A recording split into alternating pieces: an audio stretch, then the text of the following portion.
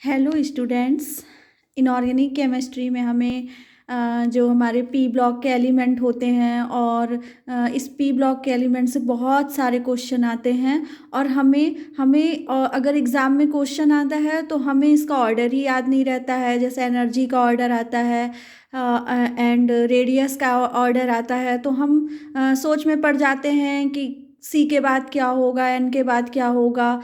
तो ऐसी कुछ प्रॉब्लम को सॉल्व करने के लिए मैं आपके सामने एक छोटी सी ट्रिक लेकर आई हूँ और बहुत ही प्यारी ट्रिक है।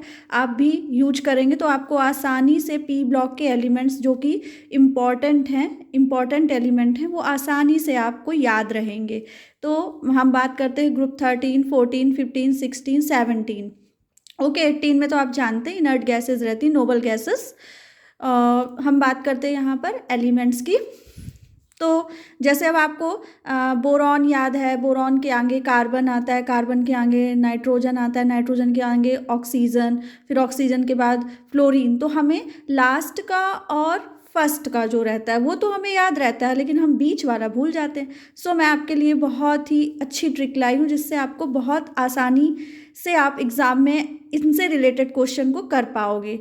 तो चलिए ट्रिक यूज करते हैं। तो आपको याद रखना है बोरॉन बोरॉन और एल्यूमिनियम, गैलियम, इंडियम, थैलियम, ये सब एक ही सीरीज़ में आते हैं ग्रुप 13 में। तो चलिए मैं आपको कुछ ट्रिक बताने जा रही हूँ। तो आप ऐसे याद रख सकते हैं, बैंगन, आलू, गाजर इन थैला, काशी गए संत प्रभु, नेहा, पूजा, ऐश्वर्या सब भिखारी, ओ स्टाइल से टीपो। फिर अब हम आ जाते हैं हेलोजन फैमिली में। फिर कल बाहर आई aunty. So thank you so much guys, आप इस ट्रिक को ज़रूर यूज करिए।